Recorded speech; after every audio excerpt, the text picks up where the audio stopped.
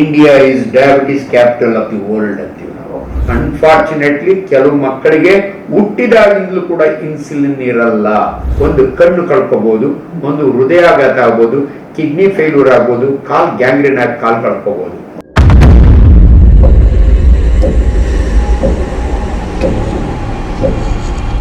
So ಅದೇ ರೀತಿ sir, ಈ BP ಯಾವ ತರ ಡೇಂಜರ್ ಆಗಿದೆಯೋ ಅದೇ ತರ ಶುಗರ್ ಕೂಡ ಅದೇ ತರ ಡೇಂಜರ್ ಅನ್ನೋ ಪರಿಸ್ಥಿತಿ ಇದೆ ಸರ್. ಈಗ ತುಂಬಾ ಜನಕ್ಕೆ ಅಂದ್ರೆ ಅದರಲ್ಲೂ ತುಂಬಾ 25 ಏಜ್ ವರೆಗೂ ತುಂಬಾ ಜನಕ್ಕೆ ಈಗ ಆಲ್ರೆಡಿ ಶುಗರ್ ಬರ್ತಾ ಇದೆ. ಸೊ ಅಪ್ರಾಕ್ಸಿಮೇಟ್ ಒಂದು ವರದಿ ಹೇಳುತ್ತೆ ಇಂಡಿಯಾದಲ್ಲಿ 7 ಕೋಟಿ ಜನಕ್ಕೆ ಶುಗರ್ ಅಟ್ಯಾಕ್ ಆಗಿದೆ ಅಂತ ಹೇಳ್ಬಿಟ್ಟು ವರದಿಗಳು ಬರ್ತಾ ಇದೆ. ಸೊ ಶುಗರ್ಗೂ ಮತ್ತೆ ಈ ಇತ್ತೀಚಿನ ಒಂದು ಜೀವನ ಶೈಲಿಗೂ ಇರೋ ಸಂಬಂಧ ಏನು? ಅದರಿಂದ ಏನಾದ್ರು ಕಾಯಿಲೆಗಳು ಉದ್ಭವ ಆಗ್ತಾ ಇದೆಯಾ, ಹೇಗೆ sir? India is diabetes capital of the world ಅಂತೀವಿ ನಾವು. ಅಷ್ಟು ಕಾಮನ್ ಆಗಿದೆ. ಎರಡು ಜನರಲಿ ಹೇಳ್ಬೇಕು ಅಂದ್ರೆ ನಮ್ jeans, Asian jeans, particular Indian jeans. ನೀವು ನೋಡಿ ಅಮೆರಿಕದಲ್ಲಿ ಹೆಂಗೆ ಇದ್ರು ಕೂಡ ಆಪಲ್ ಬೆಲ್ಲಿ ಇರಲ್ಲ ಅವನಿಗೆ. ನೀವು ನೋಡಿ ಯುರೋಪಿಯನ್ಸ್ಗೆ ಹೊಟ್ಟೆ ಹಿಂಗಿರಲ್ಲ. ನಮ್ಮ ಇಂಡಿಯನ್ಸ್ ಏಷಿಯನ್ಸ್ಗೆ ಆಪಲ್ ಬೆಲ್ಲಿ ಅಂತೀವಿ ನಾವು. So longer the belt shorter the life ಅಂತೀವಿ ನಾವು. ಅಂದ್ರೆ ಇವನಿಗೆ ಬೇಗ ಡಯಾಬಿಟಿಸ್ ಬರುತ್ತೆ. ನೋಡಿ ಈ ಸಕ್ಕರೆ ಕಾಯಿಲೆ ಅಂತ ಹೇಳ್ತಾನೆ, ಮಧುಮೇಹ ಕಾಯಿಲೆ ಈಗಲ್ಲ, ಸುಶ್ರುತ ಮಹಾರಾಜನ ಕಾಲದಿಂದಲೂ ಇದೆ. ಬಟ್ ಅವಾಗ ಅಷ್ಟಿರಲ್ಲ. ಈಚೀಚೆಗೆ ಯಾಕೆ ಜಾಸ್ತಿ ಆಗಿದೆ? ಅಂಡ್ ಈಚೀಚೆಗೆ ಸ್ಟಡಿ ಎಷ್ಟು ಚೆನ್ನಾಗಿ ಹೇಳುತ್ತೆ ಅಂದ್ರೆ, ಸಕ್ಕರೆ ಕಾಯಿಲೆ ಅಂದ್ರೆ ನಮ್ಮ ದೇಹದಲ್ಲಿ ಇನ್ಸುಲಿನ್ ಅಂತ ಒಂದು ಹಾರ್ಮೋನ್ ಇದೆ. ಪ್ಯಾಂಕ್ರಿಯಾಸ್ ನಲ್ಲಿ ಐಲೆಟ್ಸ್ ಆಫ್ ಲ್ಯಾಂಗರಾನ್ಸ್ ಅಂತ ಇದೆ, ಅದರಿಂದ ಉತ್ಪತ್ತಿ ಆಗುತ್ತೆ.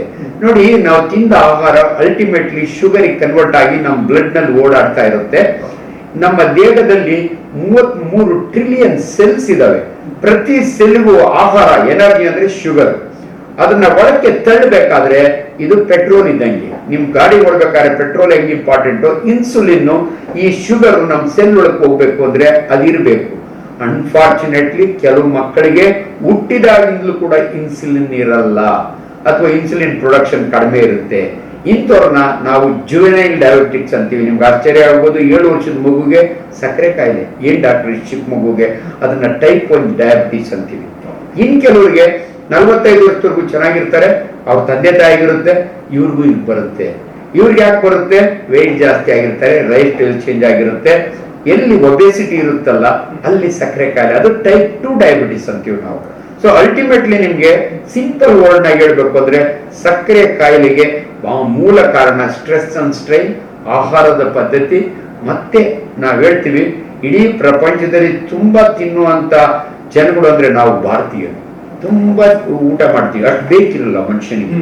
ನೀವು ನೋಡಿ ತಮಿಳುನಾಡಿಗೆ ಹೋಗ್ಬಿಟ್ರೆ ತಮಾಷೆ ಮಾಡ್ತಾರೆ, mountains of rice, ocean of sambar. ಒಂದ್ ಸಾಂಬಾರ್ನಾಗ ಇಷ್ಟ ಅನ್ನ, ರಸಂನಾಗ ಇಷ್ಟ ಅನ್ನ, ಮಸ್ನಾಗ ಇಷ್ಟ ಅನ್ನ. ಅಷ್ಟು ಬೇಕಾಗಲ್ಲ ಮನುಷ್ಯನಿಗೆ. ಅದಕ್ಕೋಸ್ಕರ ದಯವಿಟ್ಟು ಆಹಾರವನ್ನು ಮಿತಿಯಾಗಿ ಮಿತವಾಗಿ ತಿನ್ಬೇಕು ಅಂತ ಹೇಳ್ತೀವಿ. ಇನ್ನೊಂದು, ನಾವು ಮಾತನಾಡಿದ್ರೆ ಕ್ಯಾಲರಿ ಅಂತ ಮಾತಾಡ್ತೀವಿ. ಎಲ್ಲಿ ಕ್ಯಾಲರಿ ಜಾಸ್ತಿ ಇರುತ್ತಲ್ಲ, ಸಕ್ಕರೆ, ಬೆಲ್ಲ, ಜೇನುತುಪ್ಪ ಕಡಿಮೆ ಮಾಡಿ ಅಂತೀವಿ. ಪಾಲಿಶ್ಡ್ ರೈಸು, ಮೈದಾ ಇಂಥವ್ರಲ್ಲಿ ಶುಗರ್ ಜಾಸ್ತಿ ಇರುತ್ತೆ, ಆದಷ್ಟು ಕಡಿಮೆ ಮಾಡಿವಿ ಅಂತೀವಿ. ಎಲ್ಲಿ ನಿಮ್ಮ ತೂಕವನ್ನ ಕಂಟ್ರೋಲ್ ಇಟ್ಕೊಳ್ತಿರಲ್ಲ. ಅಂಡ್ ಎಕ್ಸರ್ಸೈಸ್ ಬಹಳ ಇಂಪಾರ್ಟೆಂಟ್ ಮನುಷ್ಯನಿಗೆ. ಎಲ್ಲಿ ವ್ಯಾಯಾಮ ಇರುತ್ತೆ, ಎಲ್ಲಿ ಆಹಾರದಲ್ಲಿ ಕಂಟ್ರೋಲ್ ಇರುತ್ತೆ, ಅಂತವರಿಗೆ ಸಕ್ಕರೆ ಕಾಯಿಲೆ ಬರೋದು ಕಡಿಮೆ. ಬಂದ ಮೇಲೆ ಏನ್ ಮಾಡ್ಬೇಕು ಅಂತ ನಾವು ಟ್ರೀಟ್ಮೆಂಟ್ ಆಮೇಲೆ ಹೇಳ್ತೀವಿ. ಬಟ್ ಸಕ್ಕರೆ ಕಾಯಿಲೆ BP-ಗಿಂತಲೂ ಡೇಂಜರಸ್. ಯಾಕಂದ್ರೆ ಸಕ್ಕರೆ ಕಾಯಿಲೆ ಬಂದವರಿಗೆ 4 ಟಾರ್ಗೆಟ್ ಆರ್ಗನ್ಸ್ ಅಂತೀವಿ. ಒಂದು ಕಣ್ಣು ಕಳ್ಕೋಬಹುದು, ಒಂದು ಹೃದಯಾಘಾತ ಆಗ್ಬೋದು, ಕಿಡ್ನಿ ಫೇಲ್ಯೂರ್ ಆಗ್ಬೋದು, ಕಾಲ್ ಗ್ಯಾಂಗ್ರೀನ್ ಆಗಿ ಕಾಲ್ ಕಳ್ಕೋಬಹುದು. ಅದನ್ನ ದಯವಿಟ್ಟು ಸಕ್ಕರೆ ಕಾಯಿಲೆಯವರು ಯಾವತ್ತೂ ಕೂಡ ನೆಗ್ಲೆಕ್ಟ್ ಮಾಡಬಾರ್ದು. ಅದನ್ನ ಕರೆಕ್ಟ್ ಆಗಿ ಡಯಾಗ್ನೋಸ್ ಮಾಡಿಸ್ಬೇಕು. ಆಮೇಲೆ ಇನ್ಸುಲಿನ್ಗೆ ಅಡಿಕ್ಟ್ ಆಗ್ತಾರಲ್ಲ ಕೆಲವೊಂದು ಶುಗರ್ ಪೇಷಂಟ್, ಲೆವೆಲ್ ಜಾಸ್ತಿ ಆಗಿದ್ದಾಗ ಇನ್ಸುಲಿನ್ ಅಡಿಕ್ಟ್ ಆಗ್ತಾರೆ. ಸೊ ಯಾವ ಲೆವೆಲ್ ದಾಟಿದಾಗ ಒಂದು ನೆಸೆಸಿಟಿ ಇರುತ್ತೆ ಸರ್ ಇನ್ಸುಲಿನ್? ಇಲ್ಲ, ಇದನ್ನ ಬಹಳ ಜನ ತಪ್ಪು ತಿಳ್ಕೊಳ್ತಾರೆ. ಡಾಕ್ಟರ್ ಬಹಳ ಬೇಗ ನನ್ಗೆ ಇನ್ಸುಲಿನ್ ಹಾಕ್ಬಿಟ್ರು, ನಾನು ಅದನ್ನ ಡಿಪೆಂಡ್. ಹಂಗಲ್ಲ. Insulin is the best drug. ನೋಡಿ, ಬೇರೆ ಏನ್ ನಾವು ಆಂಟಿ ಡಯಾಬಿಟಿಕ್ ಡ್ರಗ್ಸ್ ಅಂತೀವಲ್ಲ, ಅವು ಪ್ಯಾಂಕ್ರಿಯಾಸ್ ನ ಸ್ಟಿಮ್ಯುಲೇಟ್ ಮಾಡ್ಲಿಕ್ಕೆ, ಗುದ್ದಕ್ಕೆ ಅದು ಅವೆಲ್ಲ ಕೊಡೋದು. ಇನ್ ಕೆಲವು ಹಸುವೆ, ಮೆಟ್ಫಾರ್ಮಿನ್ ಇದೆ, ಹಸುವೆ ಕಡಿಮೆ ಮಾಡ್ಲಿಕ್ಕೆ, ಇವೆಲ್ಲ ಕಾಂಬಿನೇಷನ್ ಇರ್ತವೆ. ಬಟ್ ಅಲ್ಟಿಮೇಟ್ಲಿ ಇನ್ಸುಲಿನ್ ಪ್ರೊಡ್ಯೂಸ್ ಆಗಬೇಕು ಪ್ಯಾಂಕ್ರಿಯಾಸ್. ಇಷ್ಟೆಲ್ಲ ಟ್ರೈ ಮಾಡಿದ್ರು ಕೂಡ ಇಷ್ಟೇ ಬೀಟಿಂಗ್ ಡೆಡ್ ಹಾರ್ಸ್ ಅಂತಾರಲ್ಲ, ಸತ್ತೋಗಿರೋ ಕುದುರೆಗೆ ಎಷ್ಟು ಹೊಡೆದ್ರು ಏನಾಗಲ್ಲ.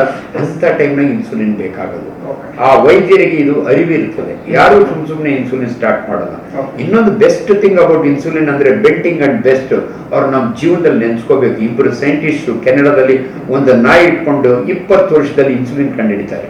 ಸೊ ಬಿಗಿನಿಂಗ್ ನಾವೆಲ್ಲ ಪೋರ್ಸಲೈನ್ ಅಂದ್ರೆ ಹಂದಿ ಇನ್ಸುಲಿನ್ ಅಥವಾ ಬೊವೈನ್ ಇನ್ಸುಲಿನ್, ಇವತ್ತು ನಾವು ಯೂಸ್ ಮಾಡ್ತಿರೋದು ಹ್ಯೂಮನ್ ಇನ್ಸುಲಿನ್. ಅಂದ್ರೆ ಮನುಷ್ಯನಿಂದ ತೆಗಿತಾರ ಇಲ್ಲ, ಜೆನೆಟಿಕ್ ಇಂಜಿನಿಯರಿಂಗ್ ಇಂದ ಬ್ಯಾಕ್ಟೀರಿಯನ್ ಯೂಸ್ ಮಾಡಿಕೊಂಡು ನಮ್ ಇನ್ಸುಲಿನ್ ತಯಾರಾಗುತ್ತೆ. ಸೊ ಅದರಿಂದ ತುಂಬಾ ಸೈಡ್ ಎಫೆಕ್ಟ್ ಕಡಿಮೆ. Insulin is a very very safe drug. ಚುಚ್ಕೊಳ್ಬೇಕು. ಇವತ್ತು ವಂಡರ್ಫುಲ್ ಪೆನ್ಸ್ ಬಂದಿದಾವೆ, ನೀಡ್ಲ್ ಬಂದಿದಾವೆ. ಸೊ ಆ ನೀಡಿನೊಳಗೆ ನೋವೇ ಗೊತ್ತಾಗಲ್ಲ. ಆದ್ರೆ ದಯವಿಟ್ಟು ನೀವ್ ಯಾರಾದ್ರೂ ಡಾಕ್ಟರ್ ಯಾಕೋ ನನ್ಗೆ ಇನ್ಸುಲಿನ್ ಹಾಕ್ಬಿಟ್ರು, ನಾನು ತಗೊಳ್ಳಲ್ಲ, ಒಪ್ಕೊಳ್ಳಲ್ಲ, ನಾನು ಅಡಿಕ್ಷನ್ ಆಗ್ಬಿಡ್ತೇವೆ.